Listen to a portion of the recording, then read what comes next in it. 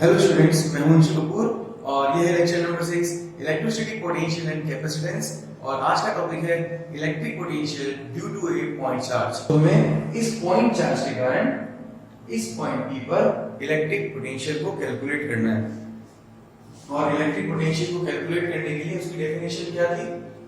Work done to bring a unit positive charge. Unit positive charge मतलब इसकी value कितनी हो? +1 unit positive charge. Work done to bring a unit positive charge from infinity to that point against electric field is defined as electric field की direction कहाँ होगी? इधर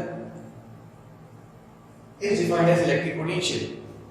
okay, तो हमें एक काम करना है, हमें इंफिनिटी से लेकर इस पॉइंट तक +1 को लेकर जाना है और जो वर्क करना पड़ेगा वही पोटेंशियल होगा। तो हम एक काम करेंगे, इस इंफिनिटी से लेकर P तक के रास्ते में, इंफिनिटी से लेकर P तक के रास्ते में कोई स्मॉल एलिमेंट को ले लेंगे, कहीं भी ले सकते हैं स्मॉल एलिमेंट। और इस स्मॉल एलिमेंट में A से लेकर ये A पॉइंट, ये B पॉइंट, A से लेकर B तक की डिस्टेंस dx। इस dx डिस्टेंस में यहां से लेकर यहां तक कितना वर्क करना पड़ रहा है वो कैलकुलेट कर लेंगे और टोटल वर्क के लिए इंटीग्रेशन कर देंगे। वो टोटल वर्क क्या होगा? Electric potential. समझ में आया? इंफिनिटी से P तक के रास्ते में एक स्मॉल एलिमेंट लेंगे, उस स्मॉल एलिमेंट में पहले यूनिट पॉजिटिव चार्ज को A से B तक लेके जाएंगे। उस A से B तक लेके जाने में जो वर्क करना पड़ेगा उसका फिर हम इंटीग्रेशन कर लेंगे। वो इंटीग्रेशन किसके बराबर होगा? पोटेंशियल के बराबर होगा। ओके, और इस स्मॉल एलिमेंट की डिस्टेंस हम लेते हैं यहां से x। ओके, तो यहां पर हम लेते हैं कि अभी A से B तक इस यूनिट पॉजिटिव चार्ज को ले जाने में कितना वर्क करना पड़ेगा। सो सबसे पहले इस स्मॉल एलिमेंट से A से B तक, इस स्मॉल एलिमेंट में A से B तक +1 को ले जाने में वर्क कैलकुलेट करना होगा। तो A से B तक कितना वर्क करना पड़ेगा? स्मॉल वर्क डन कितना होगा? dw। और वर्क के लिए आपको क्या चाहिए? फोर्स और डिस्प्लेसमेंट। यहां से यहां तक डिस्प्लेसमेंट कितना है? dx। और फोर्स इस पर कितना लग रहा है? इधर की तरफ। फोर्स कहां लग रहा है? प्लस चार्ज, +1 को कहां रिपेल करेगा? इधर की तरफ। ओके, तो फोर्स कितना लग रहा है? F बराबर +1 और Q के बीच में फोर्स कितना लग रहा है? F equals to K, Q1 is Q and Q2 is +1 upon में दोनों के बीच की डिस्टेंस कितनी है? x। ये Q1 Q2 अपॉन में x²। ओके, आपको एक बात ध्यान देनी पड़ेगी कि वर्क फोर्स कौन लगा रहा है? Electric field. फोर्स की डायरेक्शन कहां है? इधर है। डिस्प्लेसमेंट कहां पर कर रहे हैं? इधर कर रहे हैं। Okay, so small work done to displace charge +1 through A to B through dx displacement. So work done is equal to force dot displacement vector. dw small displacement के लिए वर्क भी small. ओके, अब मुझे बताइए displacement यहां हो रहा है, फोर्स इधर लग रहा है, दोनों के बीच में कितना एंगल बनेगा? 180 डिग्री एंगल। तो कितना लिखेंगे? dw equals to f dx cos 180 कितना होता है? cos 180 -1। सो f dx -1, ये माइनस आगे आ जाएगा। Okay, this is equation number 1। अब sorry, this is equation number 2। अब इक्वेशन नंबर 1 से f की वैल्यू यहां पर पुट करेंगे फ्रॉम इक्वेशन 1 एंड 2। तो वैल्यू पुट करें, dw इक्वल्स टू कितनी वैल्यू है f की? kq upon x²। यहां पर आगे माइनस है इसलिए माइनस लग गया। f की जगह kq अपॉन x², आगे कितना है? dx। So this is the small work done. तो टोटल वर्क के लिए हमें क्या करना पड़ेगा? कहां से कहां तक ले जाना है हमें? एक्चुअली इंफिनिटी से लेकर पॉइंट P तक। और इंफिनिटी एक डिस्टेंस है, पॉइंट P पर कितनी डिस्टेंस है? r। तो हमें लिमिट इंटीग्रेशन की कहां से कहां लगानी है? इंफिनिटी से लेकर आर तक। तो इंटीग्रेशन की लिमिट कहां से कहां लगेगी?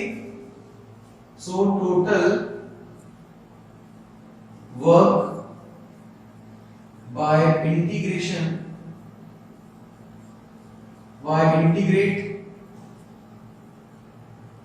Equation 3 from infinity to are.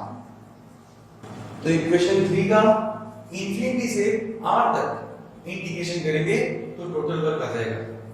और +1 को इंफिनिटी से आर तक ले जाने में जो वर्क करना पड़ता है वो किसके बराबर होता है? Potential. So this is the value of potential.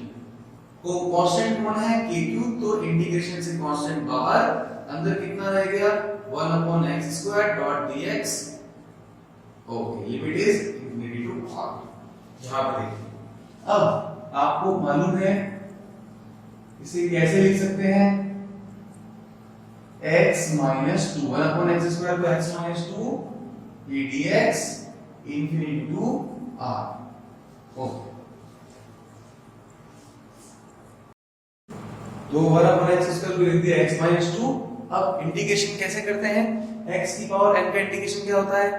x n+1/n+1। तो पावर में एक ऐड कर दो, अपॉन में पावर में एक ऐड कर दो। पावर कितनी है? -2 + 1 कर दो, -2 + 1 कर दो, और लिमिट ऐसा कैसा रहेगी? ओके, सो यहां पर देखिए -kq, ये -1 हो जाएगा, ये माइनस और ये माइनस कैंसिल आउट। x - 2 + 1 -1 और -x - 1 को 1/x लिख सकते हैं।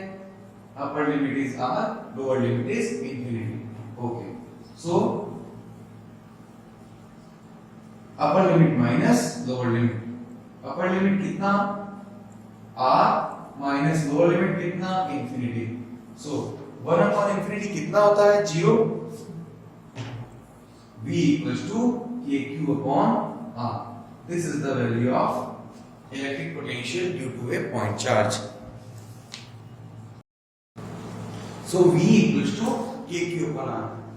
If source charge Q is positive, then V is positive, potential positive होगा, और source charge negative होगा तो potential negative होगा।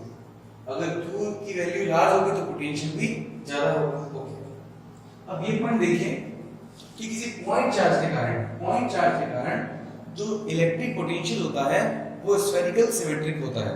स्फेरिकल सिमेट्रिक का मतलब क्या है? देखिए कि यहां से अगर 10 सेंटीमीटर की डिस्टेंस पर इलेक्ट्रिक पोटेंशियल 10 वोल्ट है, तो यहां से भी 10 सेंटीमीटर की डिस्टेंस पर इलेक्ट्रिक पोटेंशियल कितना होगा? 10 वोल्ट।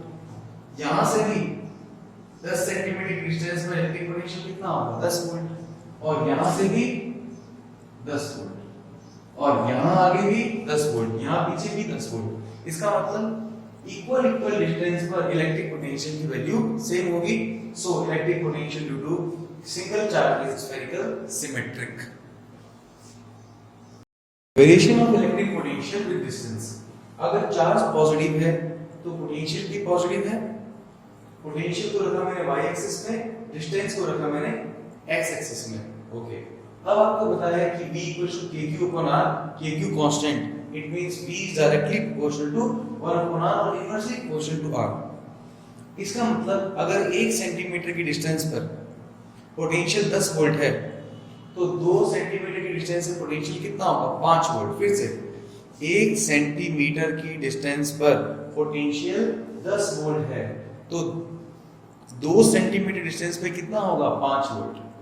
3 सेंटीमीटर पर 2.5 वोल्ट। मतलब जैसे जैसे डिस्टेंस बढ़ती रहेगी उसी हिसाब से पोटेंशियल डिक्रीज होता रहेगा।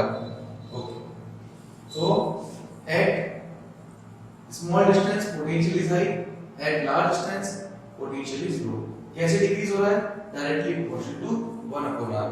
अगर मैं नेगेटिव चार्ज की बात करता तो नेगेटिव चार्ज के लिए पोटेंशियल नेगेटिव होता, और मैं इसे नेगेटिव y एक्सिस से बनाता। नेगेटिव चार्ज के लिए पोटेंशियल नेगेटिव होता और उसे मैं नेगेटिव y एक्सिस से बनाता और डिस्टेंस को वही x एक्सिस में। तो इनिशियली जब डिस्टेंस स्मॉल है तो नेगेटिव में पोटेंशियल ज्यादा है, और डिस्टेंस जैसे जैसे इंक्रीज हो रही है नेगेटिव में पोटेंशियल भी डिक्रीज हो रहा है। This is negative potential for negative charge को। अगर हमें यहाँ पे इलेक्ट्रिक फील्ड के कारण भी वेरिएशन निकालना हो, इलेक्ट्रिक फील्ड के कारण भी निकालना हो, यहाँ पे हम लिखेंगे E, और इलेक्ट्रिक फील्ड का फॉर्मूला कितना होता है, KQ अपॉन में R square. It means E is directly proportional to 1 upon R square. इसका मतलब अगर 1 सेंटीमीटर की डिस्टेंस पर इलेक्ट्रिक फील्ड 10 वोल्ट है, 10 न्यूटन पर कूलम है, सॉरी, अगर 1 सेंटीमीटर की डिस्टेंस पर इलेक्ट्रिक फील्ड 10 न्यूटन पर कूलम है, तो 2 सेंटीमीटर की डिस्टेंस पर इलेक्ट्रिक फील्ड कितना होगा? तो जब हम डिस्टेंस दुगनी बढ़ाएंगे, डिस्टेंस 2 टाइम्स इंक्रीज कर रहे हैं, तो इलेक्ट्रिक फील्ड कितने टाइम्स इंक्रीज होगा? डिस्टेंस के स्क्वायर के टाइम्स। डिस्टेंस कितना इंक्रीज कर रहे हैं? 2 टाइम्स। इलेक्ट्रिक फील्ड कितना टाइम डिक्रीज होगा? 4 टाइम्स। 2 का स्क्वायर, डिस्टेंस का स्क्वायर डिक्रीज होगा। डिस्टेंस हम 3 टाइम्स इंक्रीज कर रहे हैं, इलेक्ट्रिक फील्ड कितना डिक्रीज होगा? 3 का स्क्वायर कितना होता है? 9 टाइम्स। डिस्टेंस हम 4 टाइम्स इंक्रीज कर रहे हैं, पोटेंशियल कितना डिक्रीज होगा? डिस्टेंस हम 4 टाइम इंक्रीज कर रहे हैं, पोटेंशियल कितना डिक्रीज होगा? 4 टाइम्स। डिस्टेंस हम 4 टाइम्स इंक्रीज कर रहे हैं, इलेक्ट्रिक फील्ड कितना डिक्रीज होगा? 4 का स्क्वायर 16 टाइम्स। ओके, इसका मतलब इलेक्ट्रिक फील्ड ज्यादा तेजी से डिक्रीज होता है, इलेक्ट्रिक फील्ड ज्यादा तेजी से डिक्रीज होता है। ये इलेक्ट्रिक फील्ड और ये ज्यादा तेजी से डिक्रीज हो रहा है, इसलिए इसका स्लोप ऐसे होगा।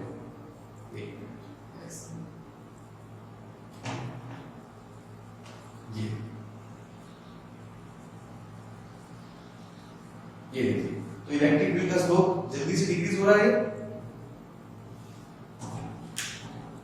So this is the variation of potential in electric field with distance. ये देखिए, ये ब्लू वाली लाइन इलेक्ट्रिक फील्ड को बता रही है। यहां पे भी इलेक्ट्रिक फील्ड तेजी से डिक्रीज होगा।